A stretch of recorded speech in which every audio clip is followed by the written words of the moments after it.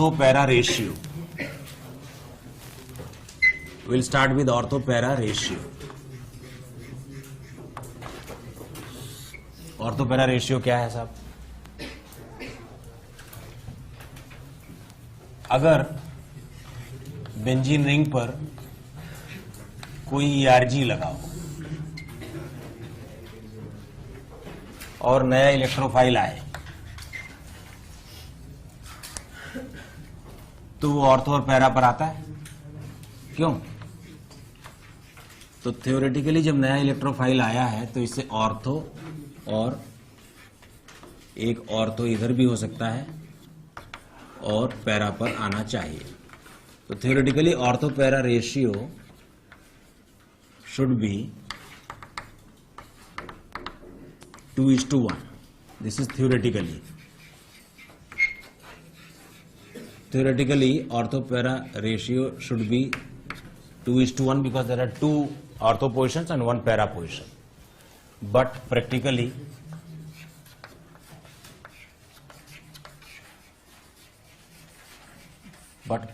it depends on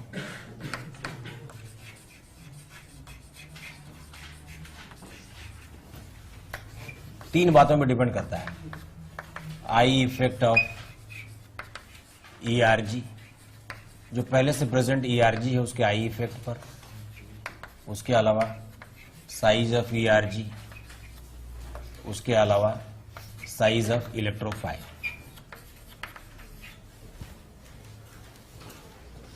हालांकि जब कोई ERG प्रेजेंट है जो ऑर्थो पैरा रेशियो करता है, ठीक है ना,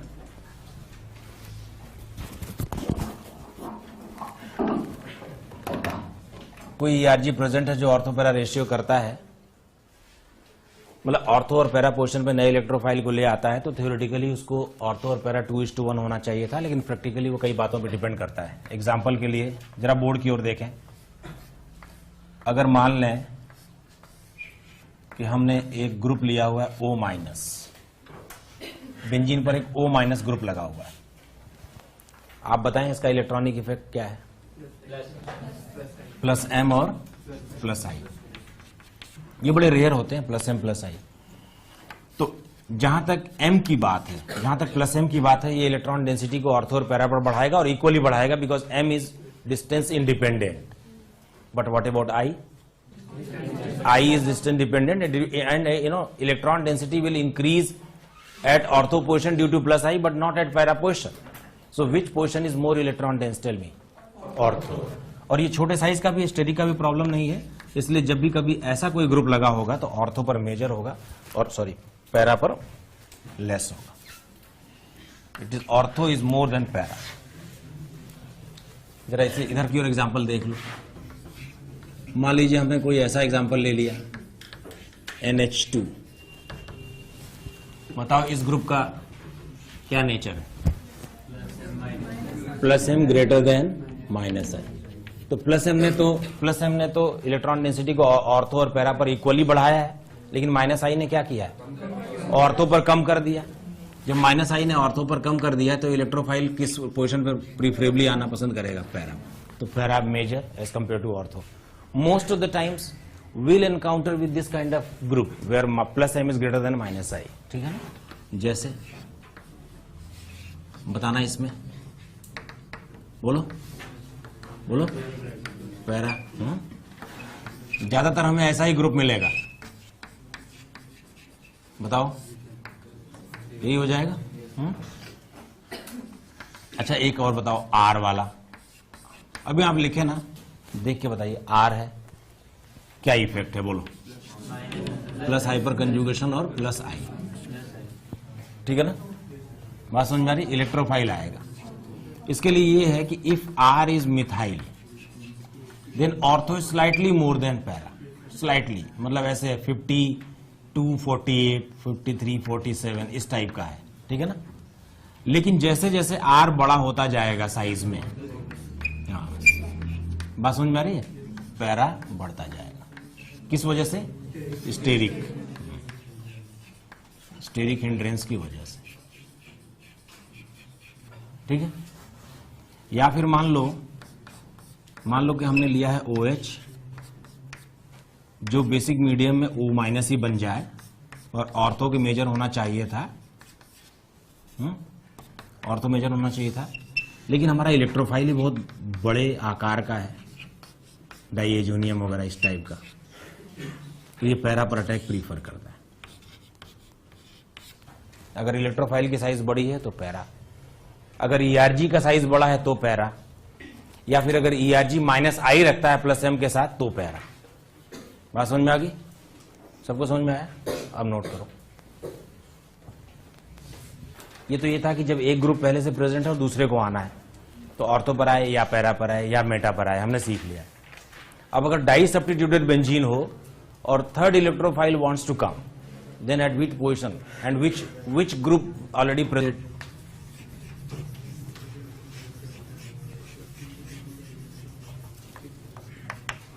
बेंजीन, डाई सब्स्टिट्यूटेड बेंजीन में क्या होगा? अगर कोई डाई सब्स्टिट्यूटेड बेंजीन है और मान लो क्वेश्चन नंबर 2 पर, सॉरी ERG 2 के लिए 3 ऑप्शंस हैं, 2, 3 और 4, ठीक है? तो ERG कहीं पर लगा हुआ क्वेश्चन नंबर 2 पर, 3 पर या 4 पर, और हम ये भी मान लेते हैं कि ERG 1 is stronger then ERG 2 से, ठीक है ना? हमने मान लिया ऐसा। तो फिर जो नया इलेक्ट्रोफाइल है, then new incoming electrophile will come at ortho and para of ERG1। जो स्ट्रांग है उसकी मर्जी से ही नया इलेक्ट्रोफाइल आएगा और उसके ऑर्थो और पैरा पर। अब ये देखना होगा कि उसका पैरा ज्यादा है या ऑर्थो ज्यादा है, ऑर्थो पैरा रेशियो हम देख लेंगे, ठीक है ना? दूसरा केस ये है डाई सब्स्टिट्यूटेड बेंजीन का कि एक ERG लगा हो और एक EWG लगा हो। तो ERG अगर 1 पर है तो EWG 2 पर हो सकता है, 3 पर हो सकता है और 4 पर हो सकता है। ऐसे में ERG की मर्जी से नया इलेक्ट्रोफाइल आएगा। New electrophile will come at ortho para of ERG, ठीक है ना? ERG डोनर है, इलेक्ट्रोफाइल भी इलेक्ट्रॉन की तलाश में आ रहा था, तो जो ERG अपनी मर्जी से ले आएगा, वो बोलेगा भाई मेरे ऑर्थो और पैरा पोजीशन पे इलेक्ट्रॉन डेंसिटी ज्यादा, तुम वहीं आ जाओ। अगर मान लो 2 EWG लग जाए, रिएक्शन बहुत स्लो हो जाएगी। बोलो क्यों? तो इलेक्ट्रॉन खींचने वाले 2 लग गए, एक की उपस्थिति में ही रिएक्शन स्लो हो जाती है, यहां 2 हैं, और उनमें भी मान लें कि EWG 1 is stronger than EWG 2 से, देन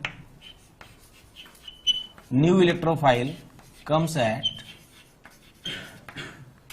मेटा ऑफ ERG1।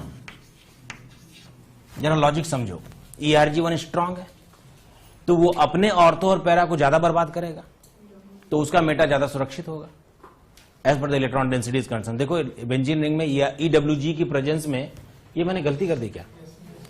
यहां ERG नहीं EWG है। मैं ये कह रहा हूं कि EWG की प्रेजेंस में वैसे ही इलेक्ट्रॉन डेंसिटी बेंजीन रिंग में कम हो जाती है, और 2 EWGs की प्रेजेंस में इलेक्ट्रॉन डेंसिटी और भी कम हो चुकी है, ठीक है ना? ऐसे में जो EWG ज्यादा स्ट्रांग है उसका ऑर्थो ज्यादा ही इलेक्ट्रॉन डेफिशिएंट हो चुका है, तो उसका मेटा ज्यादा सेफ होगा, ठीक है ना?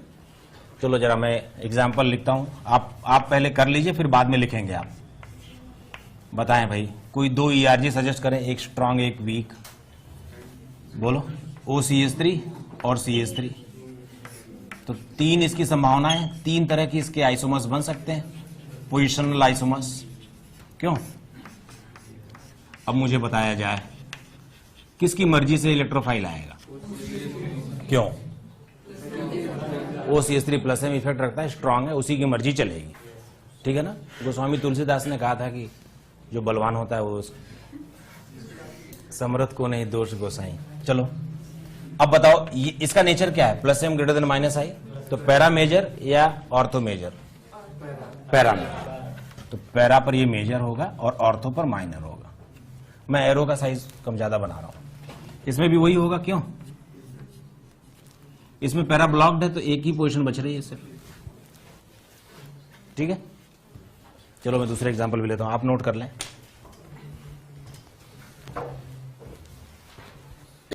एक ERG और एक EWG ले लेते हैं। क्या ले लें बोलो? OH और NO2 ले लें, क्यों?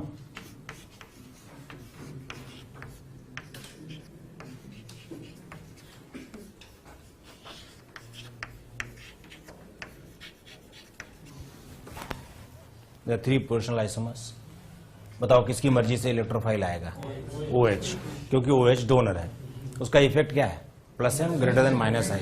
ऑर्थो मेजर या पैरा मेजर? इसके पैरा पर मेजर, ऑर्थो पर माइनर। और यहां पर तो एक ही ऑप्शन है। इसके बारे में थोड़ा सा बताना चाहता हूं। इसके बारे में ध्यान रखना, जब NO2 है ना, तो NO2 वैसे खुद ही इलेक्ट्रॉन रिच है, क्योंकि इसने अंदर से इलेक्ट्रॉन खींच रखा है। ऐसे में नया इलेक्ट्रोफाइल जब पैरा पे आता है ना, तो ये भी अट्रैक्शन देता है, electrophilic force of attraction, electrostatic force of attraction. बात समझ में आई? तो मतलब NO2 के यहाँ पड़ोस में होने से इसके आने पे कोई प्रॉब्लम नहीं आती। वैसे अगर केवल ये वाला दे दें ऐसे, तो आपको कंफ्यूजन हो सकता है, ठीक है, ध्यान रखना। लेकिन और क्या ले लें? 2 EWG सजेस्ट करो, एक स्ट्रॉन्ग एक वीक। NO2 और CHO ले लो भाई। चलो 2 हैं, कौन स्ट्रॉन्ग है बोलो? NO2 स्ट्रॉन्ग है, तेरा 3 PIs। चलो बताओ, इसके मेटा पर आ जाएगा। ये वाला भी मेटा हो सकता है, लेकिन ये थोड़ा क्राउडेड है। इसमें भी वही, इसमें भी वही। समझ आ गई बात? एक क्वेश्चन और है,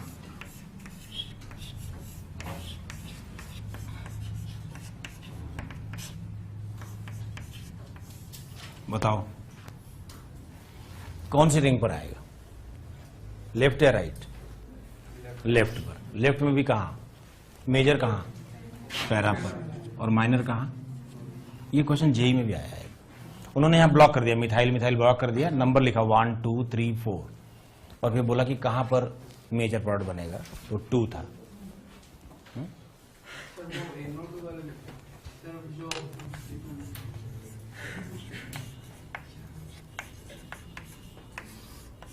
नया इलेक्ट्रोफाइल आ रहा, मान लो ब्रोमिनेशन करवाने वाला हूं मैं, कौन से पोजीशन पर ब्रोमिनेशन होगा? मेजर राइट पर होगा, और पैरा पर या ऑर्थो पर? पैरा पर मेजर होगा ना, क्योंकि इसका इफेक्ट कैसा है? Plus M minus I. तो यहां मेजर हो जाएगा, यहां माइनर हो जाएगा, ठीक है ना? कर दोगे? हो जाएगा, कोई दिक्कत नहीं है। ठीक है ना? इसमें पैरा पोर्शन पर ही अटैक होता है हमेशा। एक रिंग दूसरी रिंग के रिस्पेक्ट में प्लस एम कर रहा होता है, और इलेक्ट्रोफाइल को दूसरी रिंग के पैरा पे ले आता है, या उल्टा कर लो, वहां पैरा पे कर लो, ठीक है? क्या फायदा होगा बोलो? पैरा अटैक से क्या फायदा होगा बोलो? पैरा अटैक से ये फायदा होता है कि जैसे इलेक्ट्रोफाइल यहां आया, प्लस चार्ज यहां बन गया, फिर नेक्स्ट टाइम क्या होगा? रेजोनेंस होगी। तो रेजोनेंस से प्लस चार्ज वहां पहुंच जाएगा जहां जंक्शन है। क्यों? तो एक तो इस प्लस चार्ज को अपनी ही रिंग में रेजोनेंस करने का मौका मिल रहा है, और दूसरा ये दूसरी रिंग का सपोर्ट भी मिल जाएगा इसको। यहां से ये अपर रिंग में भी जा सकता है ना, क्यों? यहां से ये उधर भी जा सकता है, तो ज्यादा आरएस बन जाएंगे, ज्यादा स्टेबिलिटी होगी। इसलिए इन case of diphenyl para attack is preferred.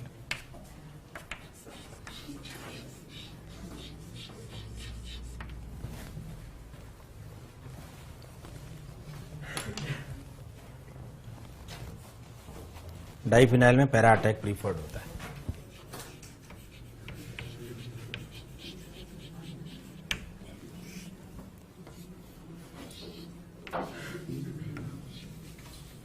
Naphthalene में दो ही तरह की पोजीशंस होती है, अल्फा और बीटा। देख लो 1 और 2, सारी पोजीशंस दो ही तरह की हैं, या तो अल्फा टाइप की या बीटा टाइप की। क्यों? अगर बीटा पर अटैक हो, अगर इलेक्ट्रोफाइल बीटा पर आया तो कैसे आएगा, जरा देखो। बीटा पर आएगा अगर इलेक्ट्रोफाइल तो यहां प्लस चार्ज बन जाएगा। ये एरोमेटिक रिंग है जिसमें एरोमेटिसिटी मेंटेन्ड है, लेकिन अब एरोमेटिसिटी मेंटेन नहीं रहेगी। क्यों? अब ये प्लस चार्ज दूसरे रिंग में चला जाएगा। Now the RS will not maintain aromaticity.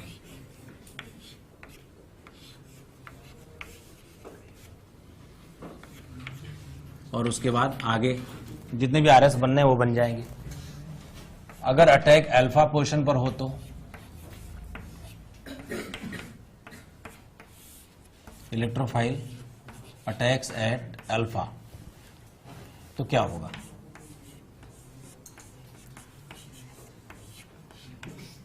यहां अटैक हो जाएगा, यहां प्लस चार्ज बन जाएगा। ये रिंग एरोमेटिक ही रहेगी जब तक पहला अटैक हुआ है। रेजोनेंस होगा,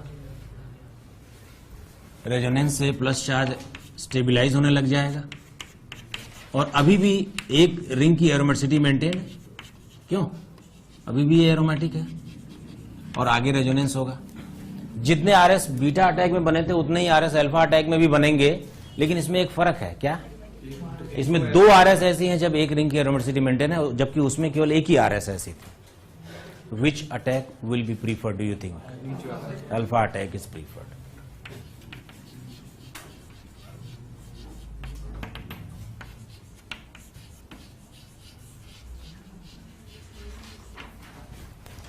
नेथिलीन में अल्फा अटैक, ठीक है ना।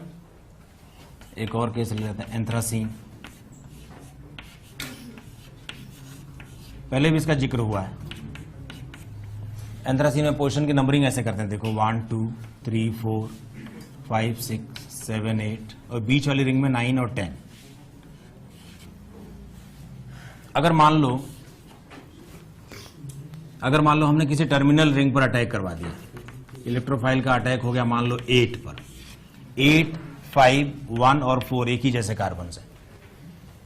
अगर टर्मिनल रिंग पर अटैक हो गया तो जो एरोमेटिक सिस्टम हमें बचेगा वो होगा नेफ्थलीन जैसा। क्यों?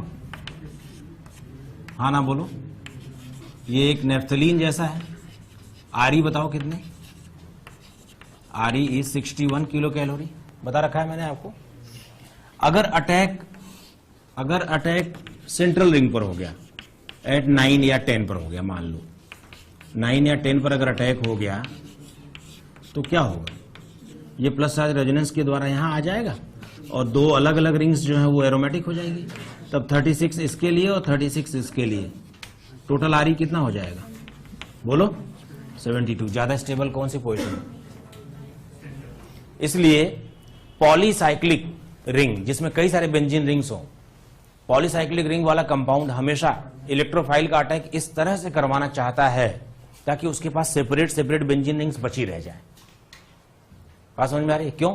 तो हर बेंजीन रिंग के लिए उसको 36 किलो कैलोरी एनर्जी का लॉस हो जाएगा, तो स्टेबिलिटी बढ़ जाएगी। अंडरस्टैंड? तो वो चाहता है कि अगर पॉलीसाइक्लिक है तो बीच में बल्क में कहीं अटैक हो जाए ताकि सेपरेटली बेंजीन रिंग्स बच जाए, तो उसकी RE बढ़ जाएगी। You understood? यही हाल होगा फिनेंथ्रीन में भी, वही बीच वाली रिंग पर अटैक होगा। नोट करो, फिनेंथ्रीन ले लेते हैं।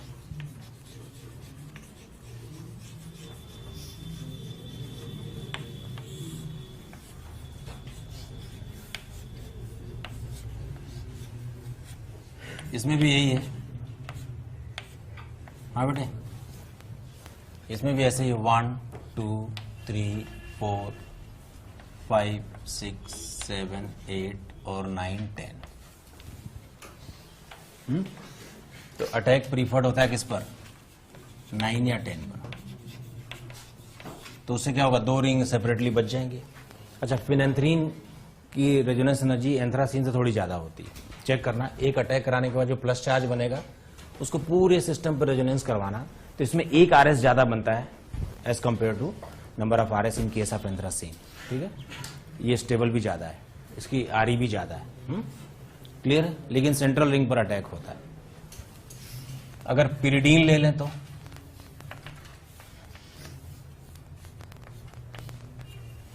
पिरिडिन की पोजीशंस ऐसे होती हैं 1 2 3 4 5 6।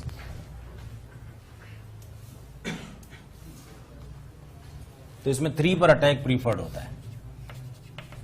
Electrophile attacks at 3। क्यों?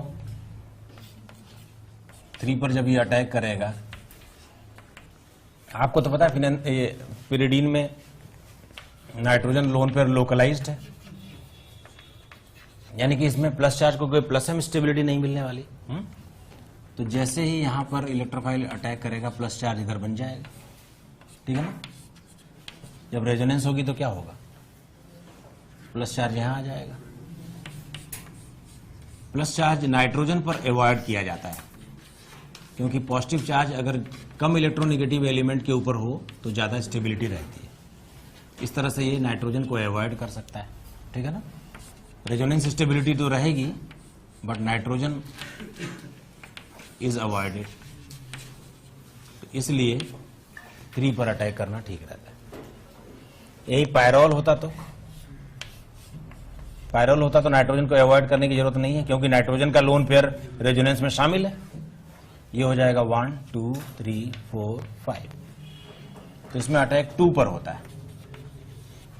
देखो, अगर अटैक 3 पर हो जाए तो प्लस चार्ज बन जाएगा 2 पर और उसे प्लस एम मिल जाएगा, और अगर अटैक 2 पर हो जाए तो प्लस चार्ज बन जाएगा पोजीशन नंबर 3 पर।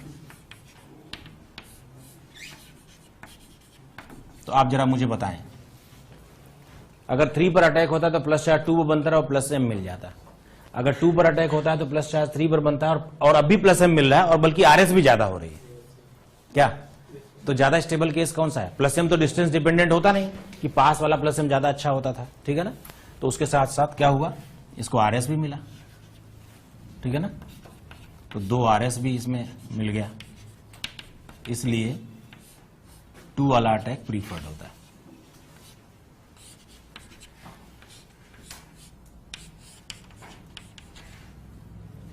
यहां पर ऐसे करोगे तो ये नाइट्रोजन पे प्लस आए तो कोई दिक्कत नहीं, ऑक्टेट कंप्लीट है और नाइट्रोजन का इलेक्ट्रॉन पेयर डीलोकलाइज्ड भी है। इसलिए पैरोल के केस में नाइट्रोजन पे प्लस आना चाहिए, लेकिन पिरिडीन के केस में नाइट्रोजन पे प्लस एम नहीं आना चाहिए, ठीक है ना। पी के लिए क्या कहा है बेटा? OH और COOH, OH और COOH, ये है P। फिर Q क्या है बेटा? OCH3 और CH3। देखो भाई, OCH3 CH3 इज Q।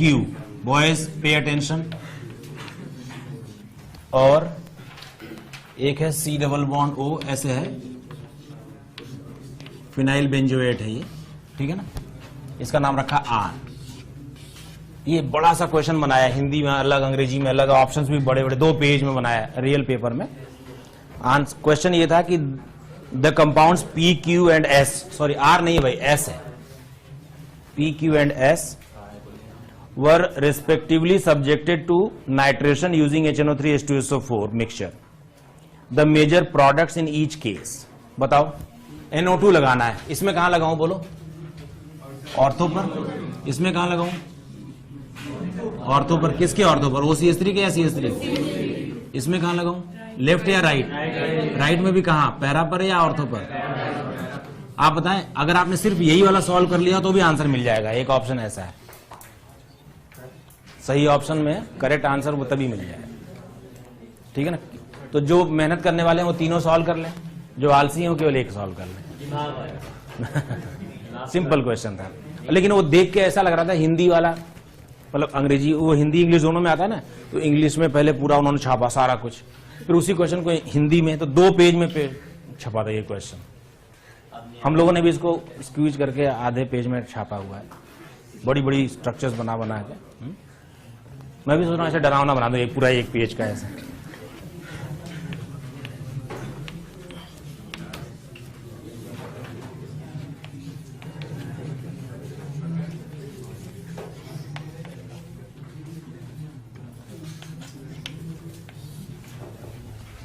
ये bimolecular nucleophilic substitution reaction of aromatic halide. देखो, कोई एरोमेटिक हैलाइड यानी ARX किसी न्यूक्लियोफाइल को अट्रैक्ट नहीं करता। कोई भी एरोमेटिक सिस्टम किसी न्यूक्लियोफाइल को अट्रैक्ट नहीं करता, क्योंकि एरोमेटिक सिस्टम खुद ही इलेक्ट्रॉन रिच है।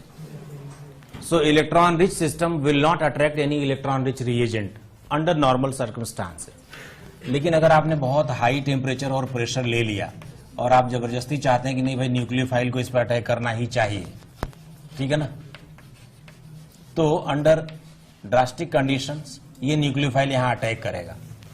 अगर ये न्यूक्लियोफाइल यहां अटैक करता है, ये एक्स है मतलब हैलोजन है ये, अगर ये न्यूक्लियोफाइल यहां अटैक करता है तो बताओ बेंजीन के कौन से वाले कार्बन पर इसे अटैक करना चाहिए था? 1 2 3 4 5 6 1 पर। क्यों? क्योंकि वहां थोड़ी पॉजिटिविटी इलेक्ट्रोनिगेटिविटी के डिफरेंस की वजह से। बिल्कुल सही है। तो ये वहीं पर अटैक करेगा जहां हैलोजन लगा हुआ था। और ये पहला स्टेप होता है, स्लो है, आरडीएस है, मुश्किल है, ये रिएक्शन ही बहुत मुश्किल रिएक्शन होती है। और न्यूक्लियोफाइल यहां आ जाएगा, साथ में यहां पर एक नेगेटिव चार्ज आ जाएगा। ये कार्बेनाइन इंटरमीडिएट है जिसमें रेजोनेंस भी होगा। So it is non aromatic resonance stable कार्बेनाइन intermediate. और फिर एक फास्ट स्टेप में ये एरोमेटिसिटी को रिटेन करते हुए X माइनस बाहर निकल जाएगा और इस तरह हमें मिलेगा एक nucleophilic substituted benzene product with substitution by nucleophile. तो it's a kind of nucleophilic substitution which is very difficult. It is more difficult than substitution at RX। मैंने एक बार आपको बताया था कि अगर किसी न्यूक्लियोफाइल को ओपन चॉइस हो एलिफेटिक कार्बन पर अटैक करने का और एरोमेटिक कार्बन पर अटैक करने का, तो वो हमेशा कौन से कार्बन पर अटैक करता है? एलिफेटिक पर। एरोमेटिक SN2 मुश्किल है, बहुत डिफिकल्ट है। लेकिन क्योंकि रिएक्शन कार्बेनाइन से होकर जाती है, इसलिए EWG के प्रेजेंस में क्या होगा? रिएक्शन फास्ट हो जाएगी। EWG अगर प्रेजेंट होंगे तो रिएक्शन जो है वो फास्ट हो जाएगी, रेट ऑफ रिएक्शन। एक और बात, nucleophile is attacking due to positivity at this carbon, and this positivity is because of electronegativity difference, and leaving of halide ion takes place in a fast step. So it's very clear that leaving ability of halide ion will not affect the rate of the reaction, because any process which occurs in the fast step will not affect the rate of the reaction. तो एक बात मुझे बताओ, अगर positivity को देखते हुए nucleophile का अटैक हुआ है, तो in which case of halogen, in presence of which halogen the rate of reaction will be fastest? F. बात समझ में आ रही है? तो जरा की पॉइंट्स में लिख लेते हैं ये सब बातें। Rate of reaction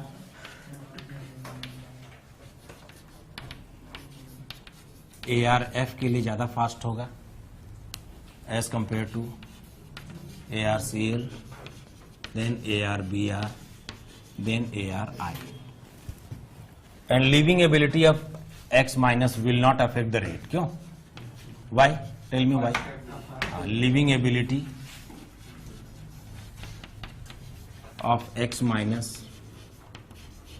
will not affect the rate as X minus leaves in the fast step. आप लिख सकते हैं इसका रीजन। और दूसरी बात क्या है? In presence of EWG,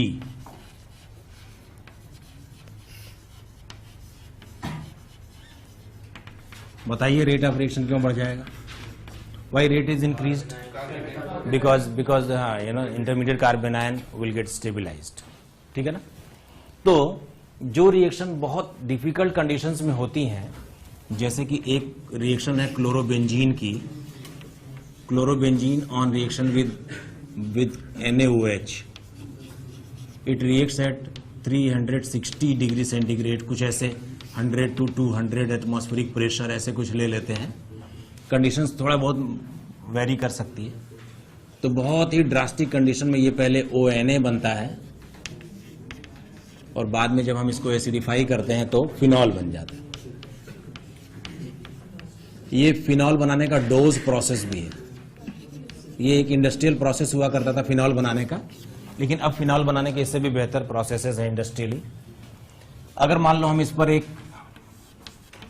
NO2 लगा दें तो कंडीशंस थोड़ी सी इजी हो जाती हैं, यानी 100 डिग्री सेंटीग्रेड पर भी रिएक्शन हो जाती है, right? Which on acidification gives nitrophenol. और अगर हमने कहीं इस पे ट्राई नाइट्रो लगा दिया ना, 2,4,6 ट्राई नाइट्रो, हाँ, ये रिएक्शन रूम टेम्परेचर पर भी हो जाती है बहुत आसानी से। सोडियम कार्बोनेट मतलब एक्वस सोडियम कार्बोनेट से भी हो जाती है, ठीक है ना। तो इसमें बन जाता है पिक्रिक एसिड, ये क्लोरोपिक्रेट कहलाता है। You understand the point. और एग्जांपल्स देखो,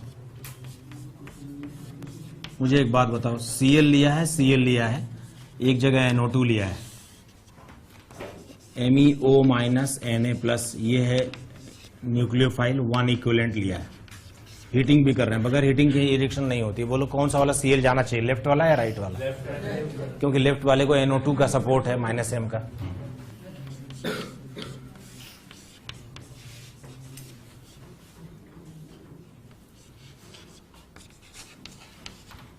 नोट करो,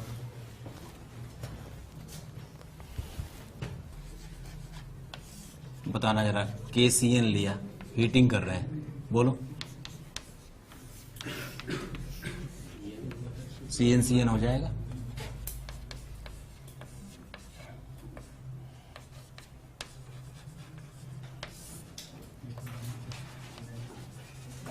NHMe2 ले लेते हैं और कॉपर ले लेते हैं, या क्यूप्रस ऑक्साइड भी ले लेते हैं, क्यूप्रिक ऑक्साइड।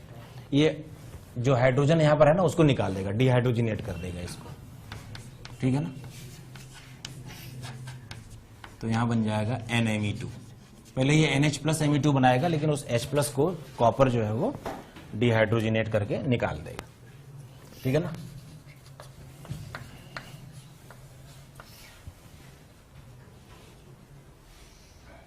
समझ में आ रही बात?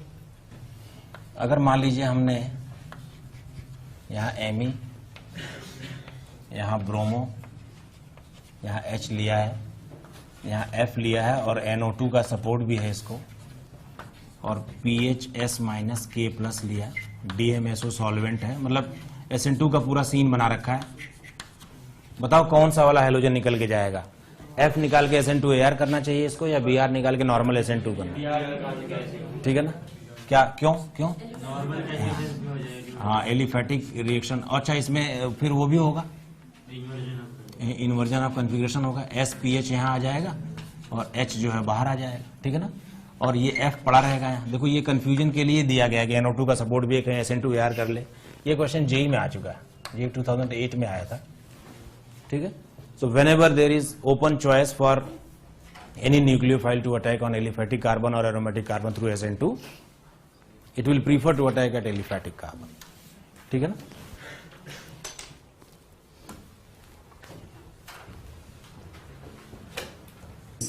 फिनॉल,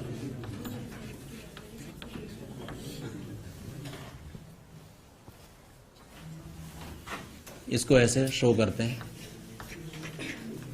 या फिर C6H5OH लिख देते हैं, या फिर PHOH लिख देते हैं, या कहीं कहीं 5OH भी लिख देते हैं। This is how it is represented, ठीक है ना। कैसे इसको प्रिपेयर करते हैं? प्रिपरेशंस, पहला मैंने आपको बताया डोज प्रोसेस। क्यों? अभी आपको बताया मैंने SN2AR से क्लोरोबेंजीन NaOH के साथ हाई टेम्परेचर प्रेशर ले लेते हैं। तो पहले ONA बन जाता है, जो बाद में एसिडिफाई करने पर OH बन जाता है। It is an industrial method.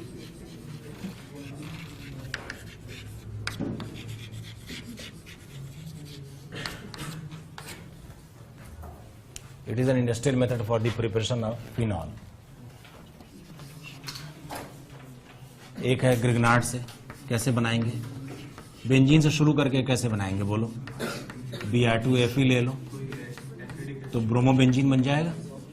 क्यों? मैग्नीशियम ड्राई ईथर ले लो, ग्रिग्नार्ड बन जाएगा। ये एसिडिक एसिड तो बेंजीन बन जाएगा ना। O2 ले लो, O2 फॉलोड बाय हाइड्रोलिसिस, क्यों? ग्रेनाइट पे O2 से रिएक्शन करवाते हैं, OH बनता है, ROH। ठीक है। एक और बड़ा अच्छा तरीका है बेंजीन डाइएजोनियम से, हम लोग पढ़ने वाले हैं। बेंजीन डाइएजोनियम क्लोराइड हमारे कोर्स में है, पूरा नाम है BDC। हाँ, इसको H2O के साथ हीट करते हैं। H2O की जगह पर हम वो भी ले सकते हैं, मतलब स्टीम भी ले सकते हैं। 100 डिग्री पर करीब हीट करते हैं, OH बन जाएगा। So this is also very good method for the preparation of phenol. एक और मेथड है लैब मेथड। इसमें हम क्या करते हैं, H2SO4 बेंजीन से शुरू करके बना रहा हूं, लेकिन लैब मेथड ये है कि आप सल्फोनिक एसिड ले लीजिए, बेंजीन सल्फोनिक एसिड, इसका सोडियम सॉल्ट बना लीजिए NaOH से, तो ये बन जाएगा SO3Na। This is sodium salt of benzene sulphonic acid. ये एक सॉलिड सब्सटेंस है, और इसमें हम जब NaOH सॉलिड मिला देते हैं, NaOH सॉलिड, NaOH की पेटल्स आती हैं, और फ्यूजन करते हैं, यानी इतना इसको हीट करते हैं कि एक दूसरे में ये दोनों सॉल्ट मेल्ट हो जाए, तब ये बन जाता है ONA, जो बाद में एसिडिफाई करके OH बन जाता है। This is the lab method for the preparation of phenol. ठीक है ना।